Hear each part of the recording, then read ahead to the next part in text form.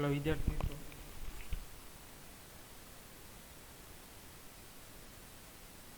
હવે આજના લેક્ચરમાં આપણે વાત કરવાના છે ચેપ્ટર નંબર 13 બાર સાયન્સમાં.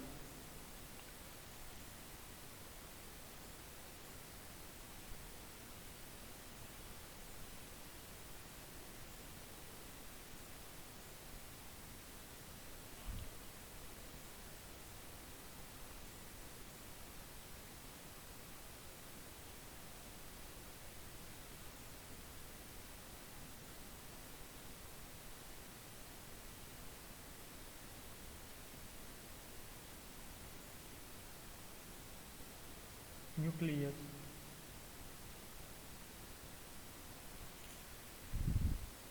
હવે વિદ્યાર્થી મિત્રો, ચેપ્ટર નંબર 13ની અંદર આપણે પોર્શનની વાત કરી લઈએ. કેટલા પોર્શનની અંદર આપણે કરવાનું છે કામ સિલેબસની અંદર.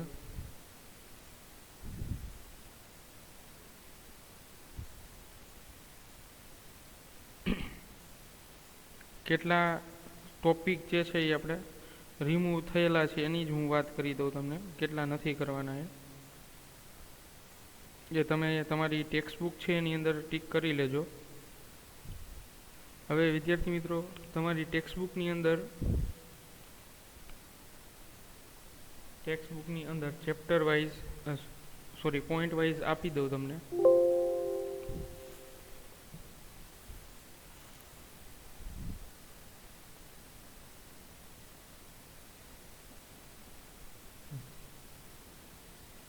ચલો, તો એમાં 13.6.2 13.6.2 એમાં આલ્ફા ડીકે એટલે આલ્ફા ક્ષય છે એ નથી કરવાનું. પછી 13.6.3 એટલે કે બીટા ક્ષય એ પણ નથી કરવાનો. આ રિમૂવ છે, આ તમે ખાસ પોઈન્ટ યાદ રાખજો. પછી 13.6.4 ગેમા ક્ષય.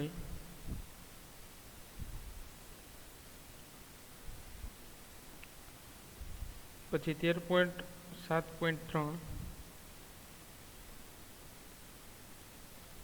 ઉર્જા ઉત્પત્તિ વાળો એક પોઈન્ટ છે એ નથી કરવાનો. એ ઇન્ફોર્મેશન જ છે અમે. ચાલો, પછી 13.7.4 એ પણ આપણે આટલા બધા ટોપિક છે એ નથી કરવાના. ચલો, હવે વાત રહી સ્વાધ્યાયના દાખલા અને ઉદાહરણ. ઉદાહરણની અંદર 13.6 અને 13.7 નથી કરવાના. હવે બીજી વાત તમને એ કહેવાની વિદ્યાર્થી મિત્રો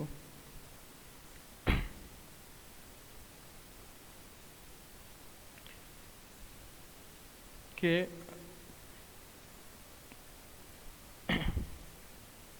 હવે આપણે જે વિદ્યાર્થી મિત્રો જે નવી પેટર્ન આવેલી છે, પેટર્ન મીન્સ કાંઈ ચેન્જ નથી, 50 MCQ છે એ તો ફિક્સ છે. એના માર્ક તમને જે છે એ મોકલી દીધા છે કે ચેપ્ટર વાઇઝ કેટલા MCQ પૂછાશે. હવે એમાં આપણે એક વસ્તુ એ બાબતનો ખ્યાલ રાખવાનો છે વિદ્યાર્થી મિત્રો કે એમાં જે ઓપ્શન છે એ વધી ગયા છે. ઓપ્શન છે એ વધી ગયા છે, મેં ગ્રુપમાં પણ મોકલી દીધું છે કે જે 2 માર્કનો પોર્શન છે એની અંદર કુલ પ્રશ્નોની સંખ્યા, 2 માર્કનો પોર્શન છે એની અંદર ક્વેશ્ચનની સંખ્યા છે વિદ્યાર્થી મિત્રો એ 12 છે. આ નંબર ઓફ ક્વેશ્ચન છે, એ 12 છે. અને એ 12માંથી આપણે વિદ્યાર્થી મિત્રો ખાલી 8 જ ઓબ્ટેન કરવાના છે. એટલે ઓબ્ટેન મીન્સ લખવાના છે, 8 જ ફરજિયાત કમ્પલસરી લખવાના છે. તમને મેં મેન્યુઅલ મોકલું છે, જેને ન સમજાય એના માટેની વાત છે. 12 ક્વેશ્ચનમાંથી 8 જ ક્વેશ્ચન છે એ આપણે લખવાના છે. બોર્ડ એક્ઝામની હું વાત કરું છું. બોર્ડ એક્ઝામની અંદર 8 જ ક્વેશ્ચન આપણે 2 માર્ક્સના લખવાના છે. એટલે ઓપ્શન તમારે ઘણા વધી જશે વિદ્યાર્થી મિત્રો. મેઇન બેનિફિટ એ છે. અને આ પોર્શન બને તો મેજોરિટી જે સ્ટુડન્ટ હોય છે એ છેલ્લે જ રાખે છે. સમજાણું?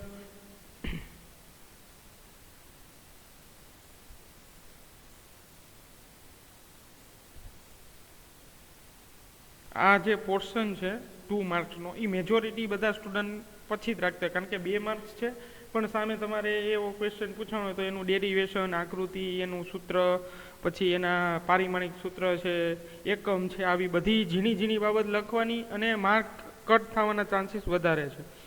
એટલે મેજોરિટી બધા સ્ટુડન્ટ છે એ 4 માર્ક્સનો ક્વેશ્ચન જે છે એ સ્ટાર્ટ કરે છે. પણ જેની મેથડ એમાં આપણે જે છે કોઈ સ્ટુડન્ટને નથી કહેતા. પણ આપણે વાત કરીએ બોર્ડ એક્ઝામ સિસ્ટમની તો 2 માર્ક્સના જે ક્વેશ્ચન છે એ નંબર ઓફ ક્વેશ્ચન 12 હશે. 12માંથી આપણે કોઈ પણ 8 જ ઓબ્ટેન કરવાના છે. એવી જ રીતે 3 માર્કનો જે પોર્શન છે MCQની મેં વાત કરી એ તો ફિક્સ જ છે.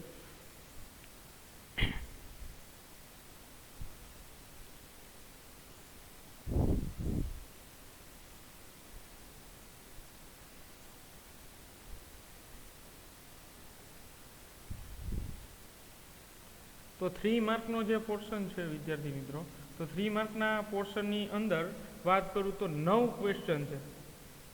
9 ક્વેશ્ચન છે, ટોટલ 9 ક્વેશ્ચન તમને પૂછ્યા હશે અને 9માંથી તમારે ઓબ્ટેન જે કરવાના છે એ 6 છે.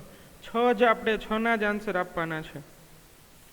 તો વાત કરીએ તો આ જે 2 માર્કનો પોર્શન છે તો એ આપણો થયો ઓબ્ટેન કરવાના 12 દુ 24 એટલે આટલા માર્કનું પૂછે ને આપણે ઓબ્ટેન કરવાના છે ખાલી 16 જ માર્ક. 16 માર્કનું જ લખવાનું છે. 24 પછી આ છે એ 9 ક્વેશ્ચન છે 3 માર્કના એટલે 27 માર્ક થયા. તો એમાંથી આપણે ફક્ત જે છે એ 6 તેરીને 18 માર્કનું જ લખવાનું છે.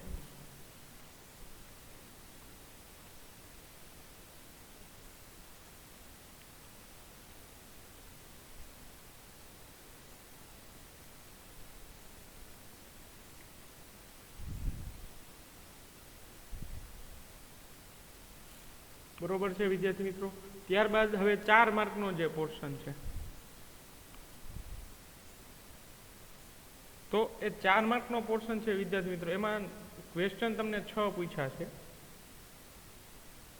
અને આપણે લખવાના છે ફક્ત 4.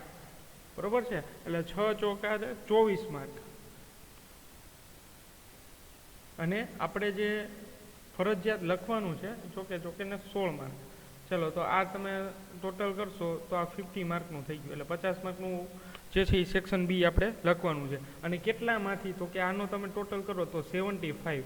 તો 75માંથી આપણે ખાલી 50 માર્કનું જ લખવાનું છે. તો બહુ જ સારી બાબત કહેવાય વિદ્યાર્થી મિત્રો. આ બહુ જ સારી બાબત કહેવાય વિદ્યાર્થી મિત્રો.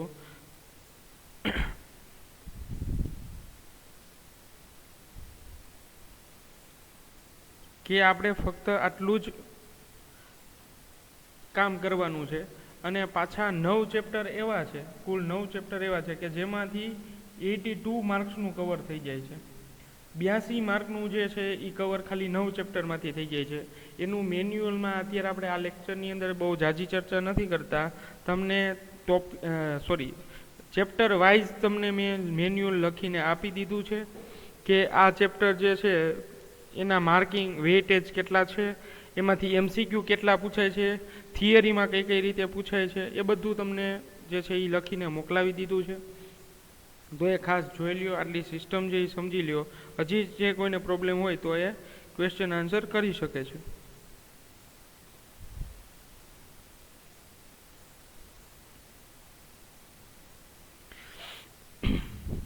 ચાલો, તો આ રીતે આખી જે સિસ્ટમ છે વિદ્યાર્થી મિત્રો એ તમને ખ્યાલ આવવો જોઈએ. કારણ કે આપણે જેની પાછળ મહેનત કરતા હોય એની સિસ્ટમ આપણને ખાસ ખબર હોવી જોઈએ.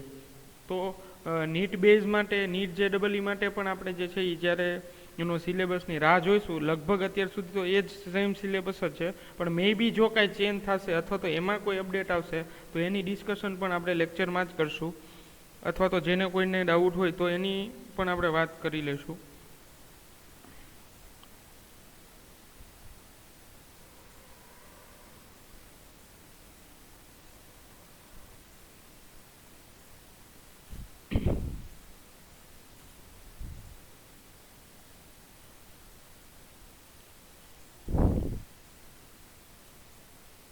ચાલો, તો ખાસ જે છે એ આવી રીતે તમે બીજા સબ્જેક્ટમાં પણ હશે, કેમેસ્ટ્રી, બાયોલોજી, એનું પણ જે છે તમે તમારું એનાલિસિસ કરજો.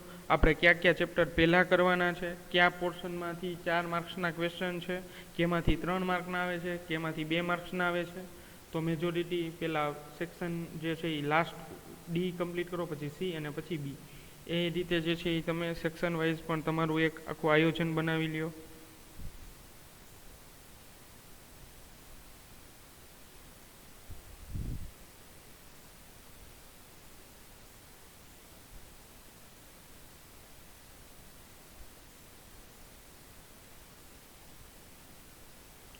તો તમને થોડી જે છે એ વધારે કોન્ફિડન્સ આવશે અને તમને થોડો જે છે એ એક્ઝામ વિશેનો જે ભય છે એ પણ દૂર થઈ જશે. તો આ છે એ ખાસ યાદ રાખી લેજો વિદ્યાર્થી મિત્રો. એ પાછું લખવું જોશે. ઉદાહરણ સ્વાધ્યાય જે કેટલા રિમૂવ થયા છે એ લખી દો પાછું. પણ આ જે મેથડ છે વિદ્યાર્થી મિત્રો આખી સમજી લ્યો. તમારી બધા પાસે ગ્રુપમાં PDF સબ્જેક્ટ વાઇઝ પહોંચી ગઈ છે. ઇંગ્લિશની અંદર પણ સંસ્કૃત જે કાંઈ સબ્જેક્ટ હોય ઇલેક્ટિવ સબ્જેક્ટ તમારા, તો એની અંદર જે કાંઈ ચેન્જ થયો હોય એનું પણ તમે ધ્યાન રાખી લ્યો.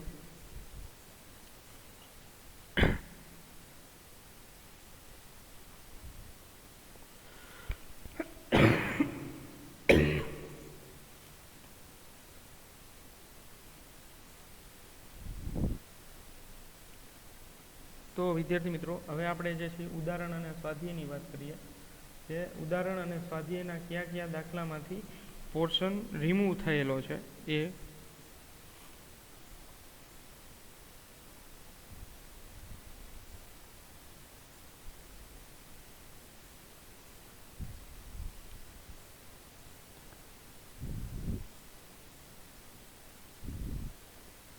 ચાલો. તો ઉદાહરણમાંથી 13.6 અને 13.7 જે છે એ આપણે રિમૂવ કરવાના છે. નથી આપણે સિલેબસની અંદર, એ ટોપિક રિલેટેડ હશે એટલે એને આપણે રિમૂવ કરી નાખ્યા છે.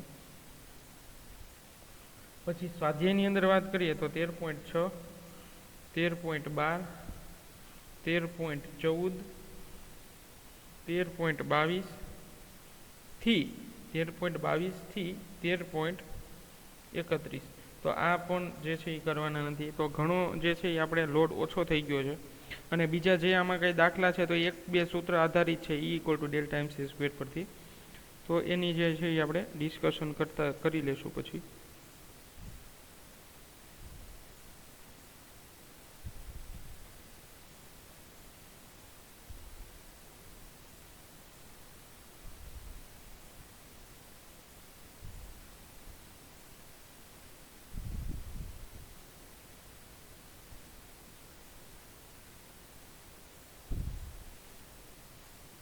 ચાલો વિદ્યાર્થી મિત્રો, તો આટલો પોર્શન છે એ આપણે ઓછો થઈ ગયો છે આપણા સિલેબસની અંદર અને બહુ સારું એવું ચેપ્ટર છે ન્યુક્લિયસની અંદર. હવે એટમ્સ છે એના રિલેટેડ જ છે, કોરિલેટેડ છે, એટલે તમને ઓમેય મજા આવશે.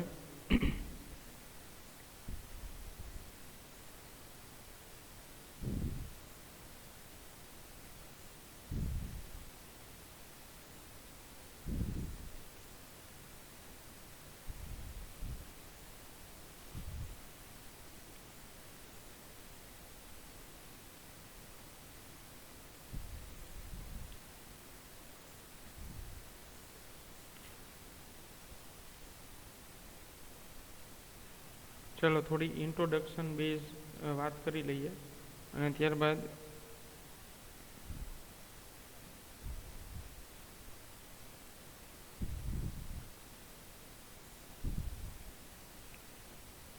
થિયરી જે છે સ્ટાર્ટ કરીએ. તો આમાંથી ડિયર સ્ટુડન્ટ્સ 2 or 3 માર્ક્સના ક્વેશ્ચન પૂછાય છે અને 3 એક MCQ પૂછાય છે. 7 માર્કનું ચેપ્ટર છે આ.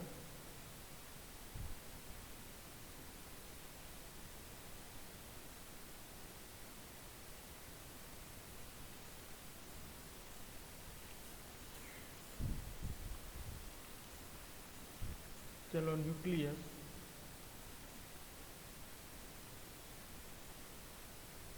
હવે ન્યુક્લિયસ જે છે એ આપણે કોને કહેવાય, તો જેમ એટમ્સની અંદર આપણે જોઈએ તો પરમાણુ, એનું બંધારણ, એનું સ્ટ્રક્ચર, તો એ પરમાણુનો જે ગર્ભ ભાગ છે, એટમ્સનો જે કોર ભાગ છે, તો એની અંદરનો જે ભાગ છે એને આપણે શું કહીશું? ન્યુક્લિયસ કહીશું વિદ્યાર્થી મિત્રો. તો તો ન્યુક્લિયસની અંદર અહીંયા ઇલેક્ટ્રોન છે, હાઇડ્રોજન માટેનું છે. તો ન્યુક્લિયસની અંદર શેનું બનેલું છે? તો કે વિદ્યાર્થી મિત્રો પ્રોટોન અને ન્યુટ્રોનનું બનેલું છે. પ્રોટોન અને ન્યુટ્રોન. તો યાદ રાખો વિદ્યાર્થી મિત્રો, પ્રોટોન અને ન્યુટ્રોનનું ન્યુક્લિયસ છે એ બનેલું છે.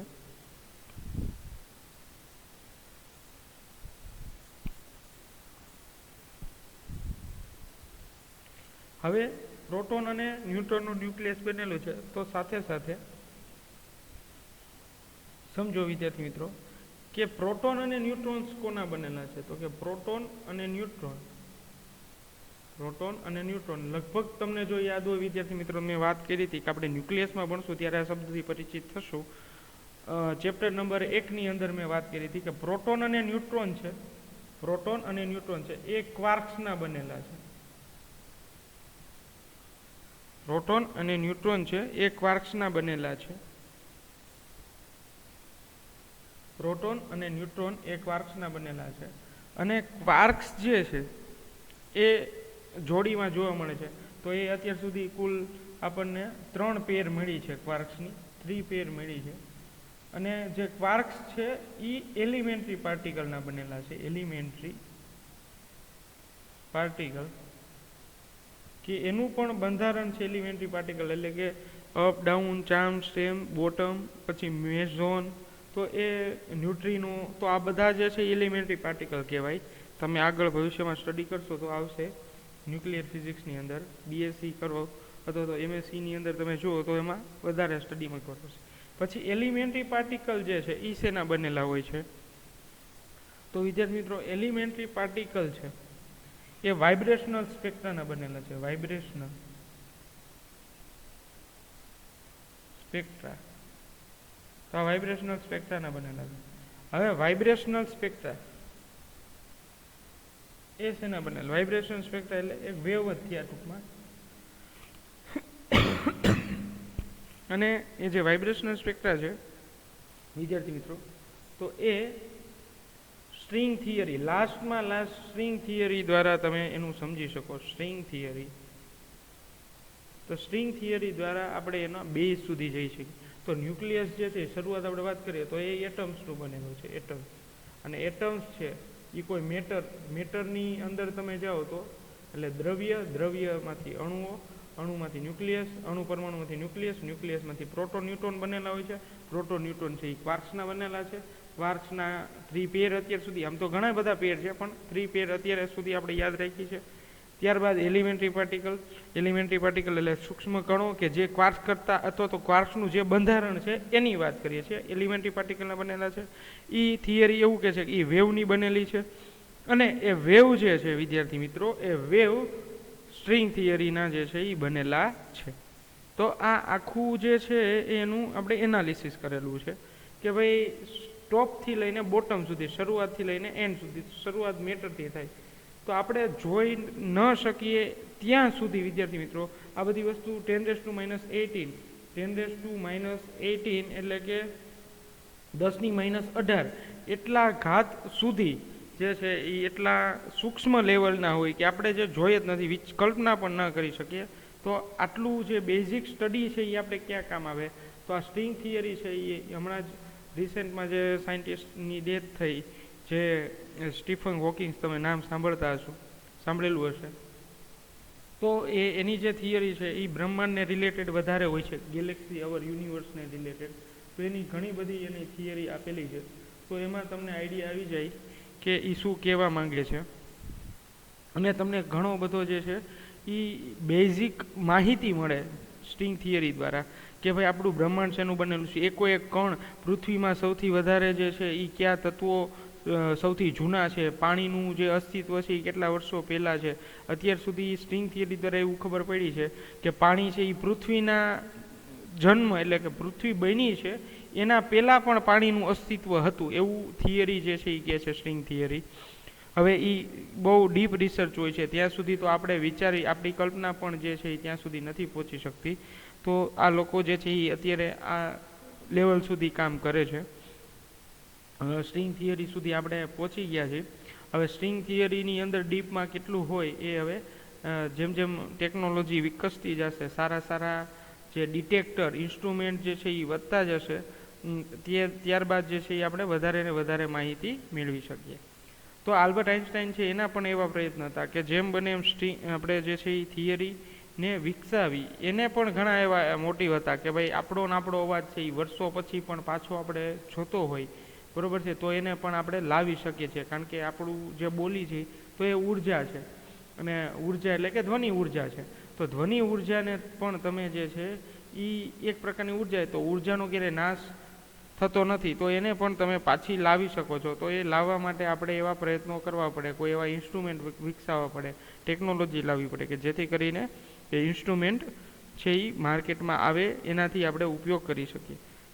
તેમ છતાંય આપણે જે 1994-95 આજુબાજુથી અત્યાર સુધીની અંદર જે પીક પોઈન્ટ મળ્યો છે, આપણને જે બૂસ્ટ મળ્યું છે ટેકનોલોજીની અંદર, તો એ બહુ સારું એવું છે. કારણ કે 17મી સદીથી આવી બધી શરૂઆત થઈ હતી, પણ એ બધી જે શોધ છે એનો ઇન્ટિગ્રેશન કરો, એ બધી વસ્તુને તમે ભેગી કરો, તો એક અત્યારે આપણને જે અત્યારે જે ફેસિલિટી મળે છે, મોબાઈલ ટેકનોલોજી છે, મેડિકલ ક્ષેત્રે તમે જુઓ તો અત્યારે કોઈ પણ જે રોગ હોય એના ઈલાજ જે છે એ આરામથી થઈ શકે છે. તો આવી બધી ટેકનોલોજીનો ઉપયોગ જે છે એ વધતો જાય છે, જેમ જેમ સમય જતો જાય છે એમ એમ તમને નવી નવી વસ્તુ છે એ અપડેટ થઈને મળતી જાય છે. તો આ બધી ટેકનોલોજી છે કે તમે એકદમ સૂક્ષ્મ લેવલ સુધી પહોંચી જાઓ અને બહુ મોટા લેવલ સુધી પણ પહોંચી જાઓ. સૂક્ષ્મ લેવલ એટલે સ્ટ્રિંગ થિયરીને આમ સનની પણ તમે સ્ટડી કરી શકો, અને સ્ટ્રિંગ થિયરી એટલે કે એક દ્રવ્ય છે તો એના પરમાણુના ન્યુક્લિયસથી માંડીને ક્વાર્ક સ્પેર, એની એલિમેન્ટરી પાર્ટિકલ, વાઇબ્રેશન સ્પેક્ટ્રાના બનેલા છે, છેક સ્ટ્રિંગ થિયરી સુધી પણ આપણે પહોંચી ગયા છીએ. તો વિદ્યાર્થી મિત્રો, આ વસ્તુ છે એ જરૂરી છે. તો આ બધી વસ્તુ બેઝિક થઈ કે ભાઈ ન્યુક્લિયસ છે એકચ્યુઅલમાં છે શું, તો કે ન્યુક્લિયસ એટલે કોઈ પણ દ્રવ્ય કે પરમાણુ હોય એનો અંદરનો ભાગ, ગર્ભનો ભાગ, અથવા તો એની અંદર શું પ્રોસેસ થાય છે. અને લાસ્ટમાં આપણે કોઈ પણ ચેપ્ટર હોય વિદ્યાર્થી મિત્રો, એક પેટર્ન ફિક્સ હોય કે તમે એનું બેઝિક સ્ટડી કરો, પછી એના ફંડામેન્ટલ કરો, એ ચેપ્ટરને સમજવાનો પ્રયત્ન કરો, અને લાસ્ટમાં એની એપ્લિકેશન આવતી હોય છે. લાસ્ટમાં વિદ્યાર્થી મિત્રો એની એપ્લિકેશન આવતી હોય છે કે એનો ઉપયોગ આપણે ક્યાં ક્યાં કરી શકીએ છીએ. તો આ બધી વસ્તુ થઈ વિદ્યાર્થી મિત્રો ન્યુક્લિયસની અંદર. આપણે આવી બધી બાબતનો જે છે સ્ટડી કરવાનો છે. તો બહુ જ સારું એવું ચેપ્ટર કહી શકાય, અને માર્કિંગ પણ આના સારા છે. 3 માર્કની એક થિયરી છે, અને એક 3 માર્કનું MCQ અથવા તો 4 માર્કના MCQ હશે આમાંથી, એટલે ટોટલ 7 માર્કનું જે છે એ ચેપ્ટર છે આ. અને સાથે આનું ઓપ્શનમાં પણ એક બીજું ક્વેશ્ચન હશે, કારણ કે એમાં તમે જોશો તો જે બ્લુ પ્રિન્ટ છે એમાં ઓપ્શન વાળું અને ઓપ્શન વગર એવી રીતે ડિવાઈડ કરેલું છે. તો આના ઓપ્શનમાં પણ તમે એક 3 માર્કનો ક્વેશ્ચન મળશે. જો તમને આ ચેપ્ટરની અંદર કોઈ પ્રોબ્લેમ હોય તો તમે એના ઓપ્શનમાં બીજો જે છે એ 3 માર્કનો ક્વેશ્ચન લખી શકો કે જે કોઈ બીજા ચેપ્ટરમાંથી આવેલો હોય.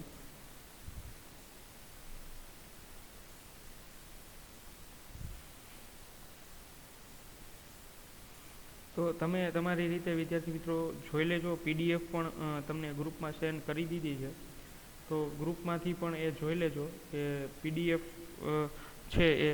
અને ખાસ ઘણા સ્ટુડન્ટના જે છે એ ક્વેશ્ચન હોય છે કે સર હવે MCQ માટે ગુજરાત બોર્ડ માટેના MCQ માટે શું કરવું. તો ગુજરાત બોર્ડ અથવા તો ઘણા MCQ નીટમાં પણ એ મટીરિયલમાંથી પૂછાય છે ગુજરાત બોર્ડ માટે અને ગુજકેટ માટે. જે હું મટીરિયલની વાત કરું છું એ છે જેનિથની બુક આવે છે, જેનિથની. તો એની અંદર પાર્ટ 1 અને પાર્ટ 2 બંને છે. પાર્ટ 1 અને પાર્ટ 2, પાર્ટ 1 અને પાર્ટ 2 બંને આવેલા છે જેનિથની અંદર. તો કોઈ પણ સ્ટુડન્ટ્સને જો MCQને રિલેટેડ કોઈ પ્રશ્ન હોય, કોઈ પ્રોબ્લેમ હોય,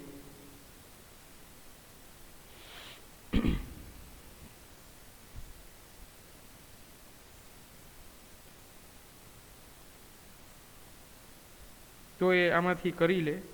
કોઈ પણ સ્ટુડન્ટ્સને જે કંઈ ડાઉટ હોય.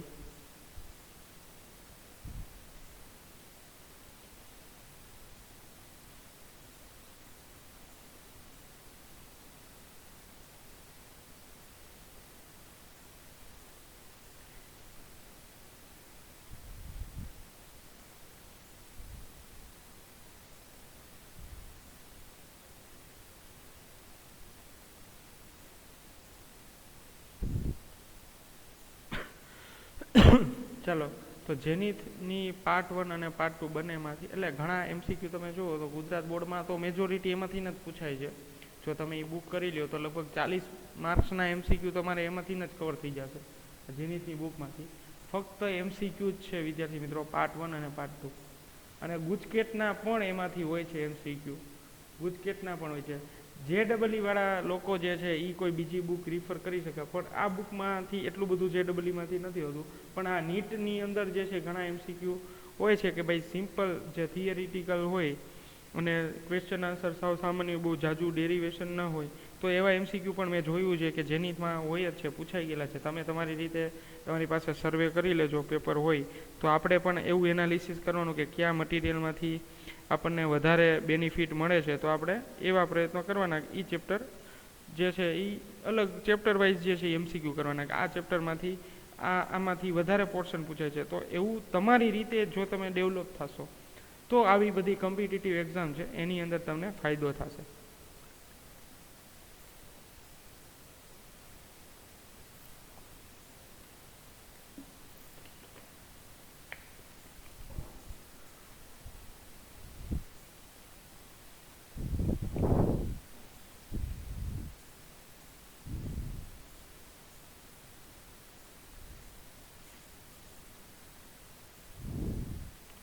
તો ચાલો વિદ્યાર્થી મિત્રો, નેક્સ્ટ લેક્ચરની અંદર આપણે ન્યુક્લિયસની અંદર આગળ જોતા જશું. અત્યારે આપણે ફક્ત ચર્ચા કરી લઈએ કે ભાઈ નેક્સ્ટ લેક્ચરની અંદર આપણે મેઇન 4 પોઈન્ટ ઉપર વાત કરવાની છે: આઇસોટોપ, આઇસોટોન, આઇસોબાર અને આઇસોમર. જે તમારી ટેક્સ્ટ બુકમાં ટોટલી જે છે તમે જુઓ તો તમને વાંચવાની જે છે જરા ઈચ્છા નહીં થાય એવી રીતે પોઈન્ટ આપેલા છે. અને એમાંથી તમારે શું યાદ રાખવું એનું પણ કન્ફ્યુઝન થશે. તો ખાસ કરીને આવા જે ઝીણી પોઈન્ટ છે, ઝીણા જે પોઈન્ટ છે, બાબતો છે ઝીણી, તો એ જે છે એ PDFમાંથી બધા સ્ટુડન્ટ્સ કરે એવો આગ્રહ છે મારો. ખાસ કરીને આ ચેપ્ટરની અંદર બહુ જ સારી MCQ રિલેટેડ પોર્શન આપેલા હોય છે. હું તમને કહેતો જઈશ કે આ MCQમાં પૂછાય આવી વસ્તુ, પણ ટેક્સ્ટ બુકની અંદર જે છે એ તમારે વાંચવું, એની લેંગ્વેજ જે છે એ થોડી વધારે ડિફિકલ્ટ થશે, તમને વાંચવામાં પણ પ્રોબ્લેમ થશે. તો એનો એક ખાસ બધા સ્ટુડન્ટ્સે ધ્યાન રાખવું. તો હવે નેક્સ્ટ લેક્ચરથી જે છે એ તમને PDF ઓલરેડી અગાઉ મેં સેન્ડ કરી દીધી છે 3-4 દિવસ અગાઉ જ, એટલે તમને PDF મળી જશે. પછી આ ચેપ્ટર તમારે યુટ્યુબમાં જોવા મળશે. તો એનું એક ખાસ ધ્યાન રાખજો તમે વિદ્યાર્થી મિત્રો, કે એનું એક તમે રિટર્ન વર્ક કરતા જજો. અને ક્વેશ્ચન આન્સર પણ એ જ રીતે લખવાના છે. બોર્ડની અંદર જ જે રીતે ક્વેશ્ચન આન્સર હોય એ જ રીતે તમારે PDFમાં છે એ જ રીતે તમારે લખવાના છે. એટલે ફેરબુક પણ બધાની કમ્પ્લીટ હોવી જોઈએ, તો જેથી તમને વધારે બેનિફિટ થાય.